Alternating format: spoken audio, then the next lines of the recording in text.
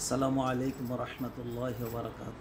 হেফাজতে ইসলাম বাংলাদেশ ইসলামের উপর আঘাত আসলে কখনো কোনো সময় নীরবতার ভূমিকা পালন করে নাই।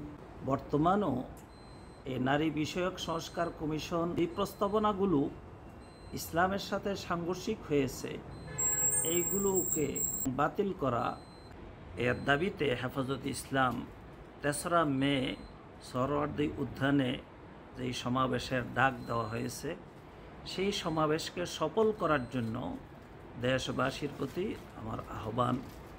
নারায়ণগঞ্জ শহরে 2টি স্পট এবং নতুন করে একটি স্পট নির্ধারণ করা হয়েছে। সেই 3 স্পট থেকে ফ্রি গাড়ির ব্যবস্থা করা হয়েছে। আমরা ইনশাআল্লাহ তাওহিদি জনতা সবাই স্বতঃস্ফূর্তভাবে 3 তারিখ সকাল 6:30টায় যার যেই স্পটে সুবিধা হয় সেই স্পট থেকে ইনশাআল্লাহ আমরা ঢাকার দিকে রওনা করব।